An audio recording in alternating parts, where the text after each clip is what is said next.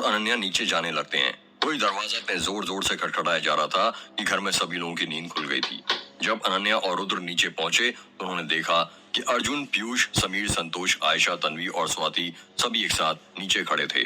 सभी लोगों के मन में बस एक ही सवाल था, कितनी रात में दरवाजे पर कौन होगा? रुद्र बेटा, इतनी रात गए कौन होगा? आयशा ने कहा। आप डरिए मत चाची, मैं देखता हूँ। रुद्र दरवाजा खोलने के लिए जाने लगता है। इतनी रात में कौन आ सकता है यार? पीयूष ने कहा। पता नहीं यार, समीर ने कहा। वो तो अब तभी पता चलेगा जब दरवाजा खुलेगा, अर्जुन ने कहा। जब रुद्र ने दरवाजा खोला तो उसका मुंह खुला का खुला रह जाता है। तुम? रुद्र ने हैरानी के साथ कहा। हाँ मैं। अंदर नहीं बुलाओगे? दरवाजे पर खड़े व्यक्ति ने कहा। आओ ना। दरवाजे पर खड़ा व्यक्ति घर के अंदर जाने लगता है और उसी के पीछे एक व्यक्ति और आता है। जब घर वालों ने उन दोनों व्यक्ति को देखा तो सबको साफ सूंघ जाता है। वो दोनों पुलिस वाले थे। वो पुलिस वाला अपने दोनों हाथ जोड़ते हुए कहता है, नमस्ते, मेरा नाम अजय देशपांडे है और मैं जिले का इंस्पेक्टर हूँ। और मैं साहब का असिस्टेंट माखनलाल। अजय के साथ वाले आदमी ने कहा। सुना है यहाँ पर आज शादी होने वाली थी, अजय ने कहा। हाँ पर हुई नहीं, रुद्र ने कहा। होती कैसे? दुल्हन जो भाग गई माखनलाल ने हंसते हुए कहा। दुल्हन भाग गई है या उसे गायब करवाया गया है, ये तो माखनलाल केस की तहकीकात करने पर ही पता चलेगा, अजय ने रुद्र की आंखों में देखते हुए कहा। रुद्र अजय की बातों का कुछ जवाब नहीं देता है। एक बात बताओ माखनलाल, यदि तुम्हारे घर की होने वाली बहू बीच मंडप से अचानक गायब हो जाए तो क्या तुम इन लोगों की तरह ही थोड़े बेचकर आराम से सोओगे? पुलिस को इत्तला नहीं करोगे क्या? देखिए हम कल सुबह आपके पास आने वाले थे, संतोष ने हड़बड़ाते हुए कहा।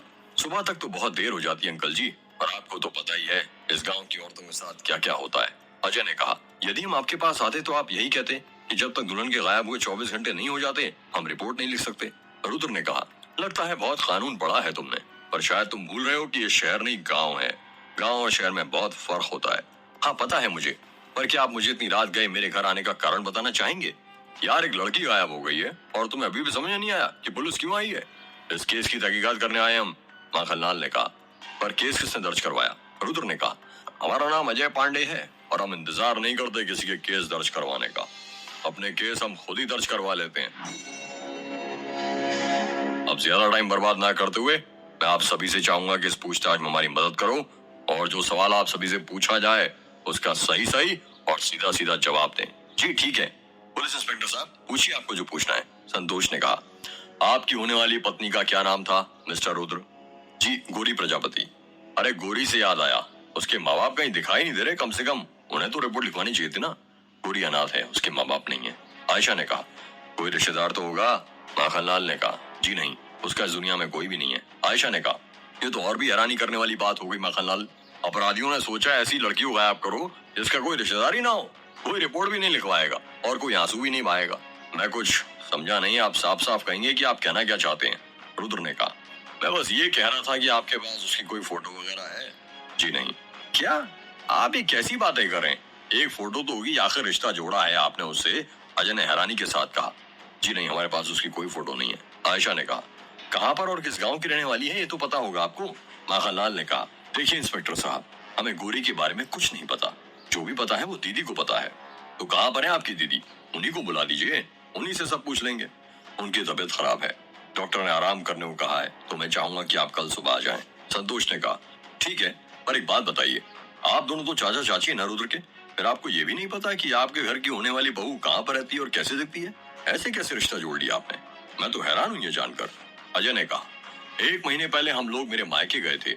जब हम वापस आए तो जेठानी जी ने हमें बताया कि उन्होंने रुद्र के लिए एक लड़की पसंद की है और उन्होंने उससे शादी की बात भी कर ली थी। और हमारे घर में जेठानी जी के खिलाफ कोई नहीं जाता, वो बड़ी है ना सबसे, और शादी की तैयारी जल्दी जल्दी में हुई जिस कारण हम लड़की को देख नहीं पाए। सब जेठानी जी ने ही किया है, आयशा ने कहा।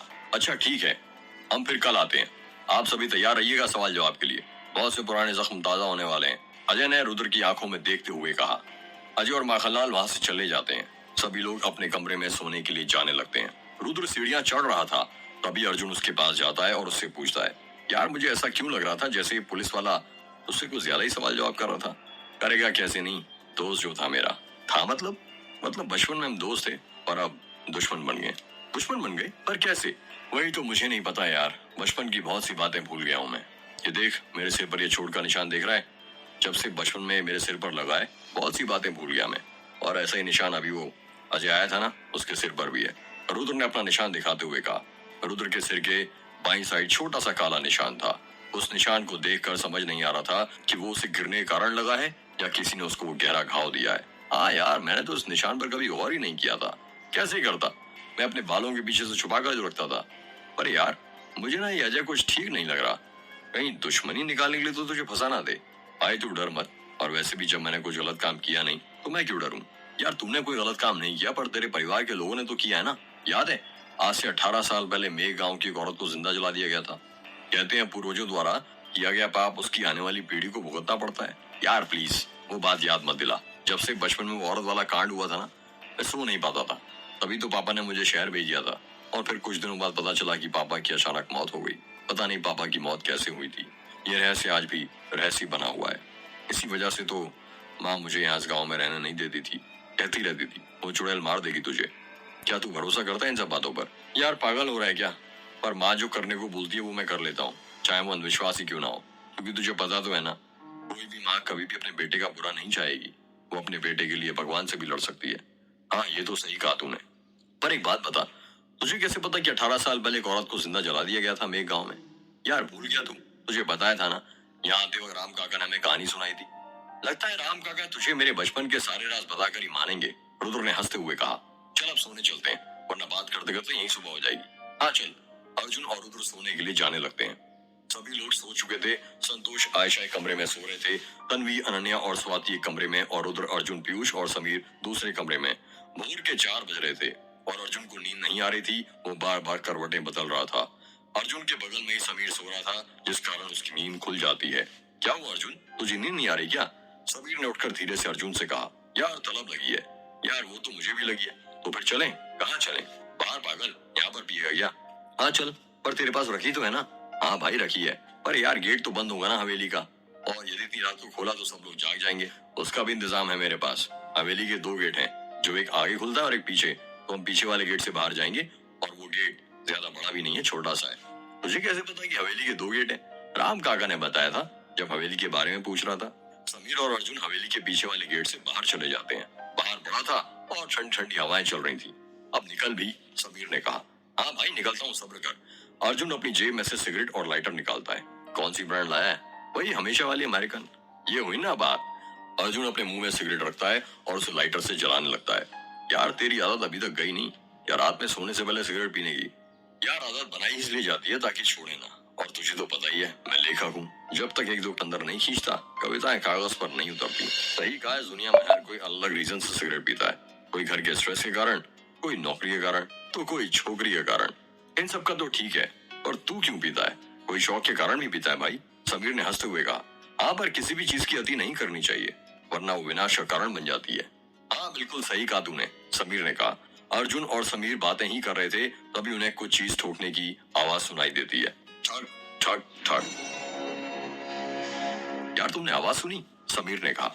हाँ यार सुनी, ऐसा लग रहा है जैसे कोई हथौड़े से कुछ ठोक रहा हो। ये आवाज तो आगे वाले गेट से आ रही है। हाँ सही कहा, चल देखते हैं।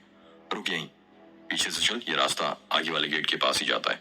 अर्जुन और समीर बड़े वाले रास्ते से आगे जाने लगते हैं। वो दोनों जब आगे पहुंचते हैं तो दूर से ही खड़े होकर देखते हैं रुद्र की चाची हवेली के दरवाजे की दीवार पर हथौड़े ये बड़ी और मोटी सी कील ठोक रही थी। ठक ठक ठक। अब ये रुद्र की चाची आधी रात को इस दरवाजे पर इतनी मोटी कील क्यों ठोक रही है और करना क्या चाहती है? ये मुझे तो कुछ गड़बड़ लगती है, समीर ने कहा। आज दिन कौन सा है? अर्जुन ने पूछा। मंगलवार। पर क्यों? क्या चाची के हाथ में जिससे उन्होंने कील पकड़ी है उसमें रुद्राक्ष की माला भी है? हाँ। पर तू बताएगा, तू मुझसे ये सब क्यों पूछ रहा है?